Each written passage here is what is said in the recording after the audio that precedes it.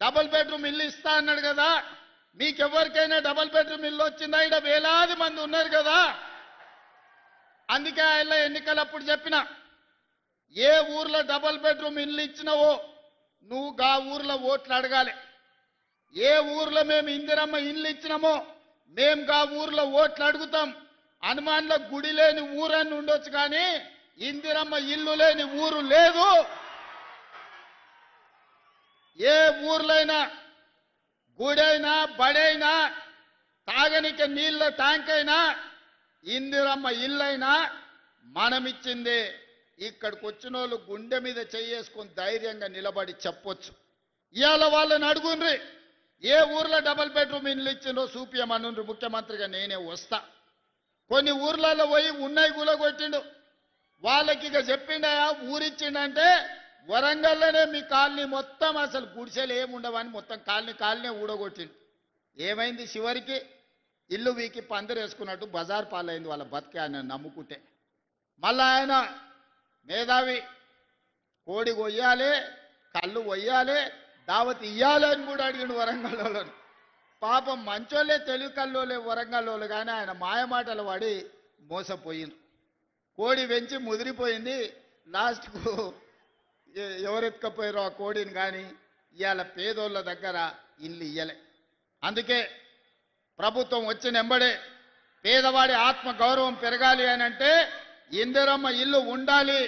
ఇందిరమ్మ ఇల్లు ఉండాలి అనంటే ప్రభుత్వం ఆర్థిక భారమైనా పర్వాలేదు ఇచ్చి తీరవలసిందే అని మొదటి విడతగా ప్రతి నియోజకవర్గానికి 3,500 ఇండ్లు, దాదాపుగా 4,50,000 ఇండ్లు, 22,500 కోట్లతోని పేదలకు ఇండ్లు ఇచ్చినాం. ఇవాళ ప్రతి గ్రామంలో ఇందిరమ్మ ఇండ్ల పనులు మొదలైనవి. అందుకే ఈరోజు ధైర్యంగా ఆ సంతోషంతో మీ అందరి అభిప్రాయాన్ని సోదరుడు మాధవరెడ్డి గారు మా కనీసం ఇంకొక 3,000 ఇయ్యమంటుండు. ఎప్పుడైనా పండ్లు కాసే చెట్టుకే రాళ్ళు పడతాయి, పెడతామంటే అడుగుతారు, కొడతామంటే దూరం పోతారు.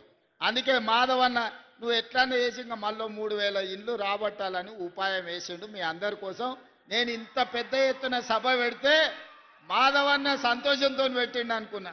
మాధవన్న మీటింగ్ మతలబ్తోనే పెట్టిండు, ఎట్లయినా ముఖ్యమంత్రి గారిని అందరి ముందు అడిగితే కాదనుకుంటా ఇస్తాడని. నిజంగానే నియోజకవర్గాలలో పేదోళ్ళకి ఇండ్లు ఇచ్చే నాయకులు అంటే నాకు ఇష్టం. పేద ప్రజల్ని ఆత్మ గౌరవంతో బ్రతకడానికి సహకరించే శాసనసభ్యుడు ఉంటే భుజం తట్టి ప్రోత్సహించాలనేదే మన ప్రభుత్వం యొక్క ఆలోచన. వచ్చే ఏప్రిల్ కొత్త సంవత్సరం ఫైనాన్షియల్ ఇయర్లో తప్పకుండా ఈ నర్సంపేటకు మళ్ళీ 3,000 నుంచి 3,500 ఇండ్ల మంజూరు చేసే బాధ్యత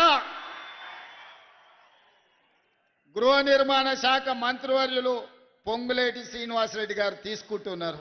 అందుకే వేదిక మీద నుంచి వారికి ఆదేశాలు ఇస్తున్నా. వచ్చే బడ్జెట్ ఇయర్లో ఖచ్చితంగా నర్సంపేటకు 3 నుంచి 3,500 ఇండ్లు మంజూరు చేసే బాధ్యత పొంగులేటి శ్రీనివాసరెడ్డి గారికి అప్పచెప్తున్నా. వారిని పర్యవేక్షించుకుంటూ మీకు ఇండ్లు ఇచ్చే బాధ్యత నేను తీసుకుంటా అని చెప్పి ఈ సందర్భంగా నర్సంపేట మిత్రులకు నేను తెలియజేస్తున్నా. మిత్రులారా, ఇవాళ మా ప్రభుత్వం మొట్టమొదటి భారత ప్రధానమంత్రి పండిత్ జవహర్లాల్ నెహ్రూ గారిని ఆదర్శంగా తీసుకున్నాం. ఆనాడు వారు అన్నారు, ఈ దేశం విద్య లేకపోవడం, ఈ దేశం ఆకలి కేకల్లో చనిపోతుంది, నిరక్షరాస్యత వల్ల ప్రపంచంతో పోటీ పడలేకపోతున్నాం. అందుకే ఎడ్యుకేషన్ అండ్ ఇరిగేషన్ నా పాలసీ అని పండిత్ జవహర్లాల్ నెహ్రూ గారు చెప్పారు. అందుకే ఈనాడు ఈ దేశంలో ఉన్న గొప్ప గొప్ప యూనివర్సిటీలన్నీ మొట్టమొదటి ప్రధానమంత్రి గారు మొదలుపెట్టినది కాంగ్రెస్ పార్టీ కట్టిన కాకతీయ యూనివర్సిటీ. ఇవాళ వరంగల్లో దేశానికి ఎంతో మంది మేధావులను అందించిన యూనివర్సిటీ అది కాంగ్రెస్ పార్టీ మొదలుపెట్టింది. ఇవాళ ప్రాజెక్టులు పండిత్ జవహర్లాల్ నెహ్రూ గారు మొదలుపెట్టిన ప్రాజెక్టులు ఈ దేశంలో ఆ పక్కన బ్రాత్రానంగల్ కావచ్చు, ఈ పక్కన నాగార్జున సాగర్ కావచ్చు, అటు పక్కన శ్రీశైలం కావచ్చు, ఇవాళ కరీంనగర్ వరంగల్ జిల్లాలకు నీళ్లు ఇస్తున్న SRSPని కూడా పండిత్ జవహర్లాల్ నెహ్రూ గారు మొదలుపెట్టిందే. ఆ నీళ్లే ఈనాడు పంటలు పండిస్తున్నాయి, మన కడుపు నింపుతుంది. ఇవాళ ఇంకొక అడుగు ముందుకేసినాం, కమ్యూనికేషన్ వ్యవస్థ డెవలప్ అయింది.